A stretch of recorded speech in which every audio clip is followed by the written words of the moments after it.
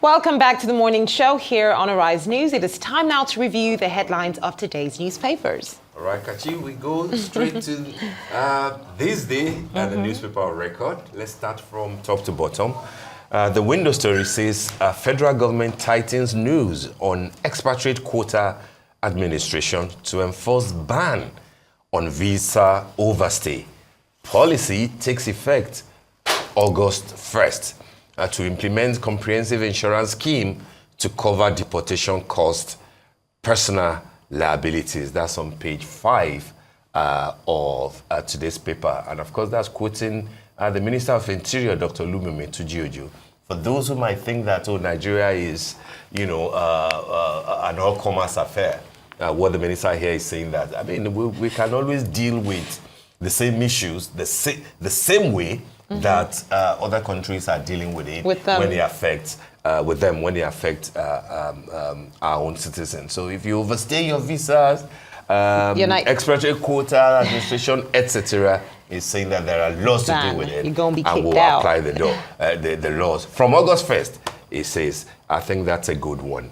Under that, Fitch upgrades Nigeria to B rating, stable outlook on policy reforms. That's on page 6. A good shining light there on the business outlook and stability for Nigeria.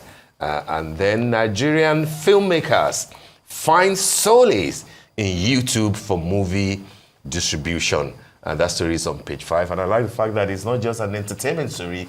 This is a news story, given what is happening. Netflix and Amazon Prime say that they are downsizing, shall we say, in terms of what they do in Nigeria. But then YouTube has become a big platform for distribution. What Omoni Uboli's film did recently, that was fantastic. And people are making good money. Good money, content creators, filmmakers, etc., doing good things via YouTube. I think that's what this story is all about. The lead itself, NUPRC, Nigeria's oil reserves hit 37.28 billion barrels and gas 210.54 TCF in 2025. The rider says crude stock reduces marginally by 0.60%, while gas rises by 0.61%. That's the Nigerian Upstream Petroleum Regulatory Commission. So that's a good thing. Data, useful information. Very useful information. What is important will be how we use it. For the government to meet its budget, 2025 budget expectation, more than 2 million barrels per day. Currently at 1.5, if I'm not mistaken. About around 1.5. Still a long way to go. Obviously, this is saying that the potential is high. Exactly. And that if you work very hard at it, we can get there. You can get there. Possibly even to 3. 3 will not be a bad figure, actually. No, it will not. I believe that's what we do need it. President Bola Ahmed Tinubu mentioned with regards to the shake-up in NNPCL to say that is the goal. And given, his interest in Ogoniland, bringing peace to it so that we can at least get 1 million barrels per day that's true. From there. That's why he put Nuhu Ribadu, to oversee the discussions and negotiations over there. And then from Paris, the picture, the second picture there, strengthening bilateral trade. And that's the chairman, editor-in-chief of This Day Media Group and Arise News Channel, President Nduka Obagbeda, together with the governor of Ogun State, Dapo Abiodun, Babajide Sanwo-Olu of Lagos, Senator Obasani of Kaduna, Francis Nweferu of Ebonyi, and of course, Lucky Aiyedatiwa of Ondo State during the Governor's Roundtable at the French-Nigeria Business Forum held in Paris on Thursday.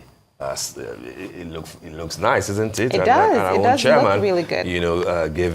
Doing what he knows how best to do, coordinating and giving useful information and putting things in the media strategically. Those are the stories. Should we do another newspaper? Yes, Which one we do you have there, can. Patrick? We can take on Saturday Punch. We can take up the Punch newspapers today. Quickly, let's do that. Okay, let's begin with the Jakbada. Funny thing is, we just had this conversation. Absolutely. We just had this conversation. Why we're coming back, a couple of returnees coming back to Nigeria. Nigerians abroad return home in the midst of dashed expectations. Now, this goes just beyond the medical field, of course, giving several reasons why they're returning home. That story is on page 4 and 8. So if there's anybody who's considering to, how do you put it, considering Jakbain. Jakbain, yes. So look at the stories of people that are coming back that are in the Jakbada phase. You can Jakba, but then they're saying that there will be situations, and we're witnessing them already, gradually, it might be for you to consider Jakbadaing. What in the world? Allez, Hutu. Allez, Hutu, as the French will say. You go, you but then come. you return. Exactly. Okay, let's move on to the resurgent terror attacks. That's a scary story. Resurgent terror attacks unsettled the north. Terrorist attack. Terrorists sacked 250 communities. That's hard. Thousands displaced. How bandits replace imams, flog residents. Local government official. This is a problem. It is. Almost every other weekend we have a story like this in the papers. It's sad. Plateau State, Borno State. Exactly. We constantly have this. And I think this is something that, even the presidency needs to pay very, very close attention to. I don't know why the insecurity in the north is such a sore topic to touch. We've seen swift reactions to a lot of issues, but for some reason, this remains a very sore issue that has lingered on for even presidencies, Yeah. Let's move on to the next story. A couple of minor stories here. Real reason my mom chose our course, got into, that's the University of Ibadan twins that graduated with the first class, of course, their story. And I think we can move on to another story. Should we do another paper? I think we can. That's right. All right, so let's do get to the Vanguard. Saturday Vanguard, yes. which of course will be to congratulate the Vanguard team given the Vanguard Personality of the Year Award 2024 that they had at the hotel yesterday. And that produces the lead banner headline, Thrills, Adeleke, Uzodinma, Oborowore, Soludo, Yusuf. Others win Vanguard Awards. We're celebrating outstanding achievements, says Anaba, who's the editor of the Vanguard, who happens to be the president of the Nigerian Guild of Editors, hardworking, a debonair gentleman who's doing very well.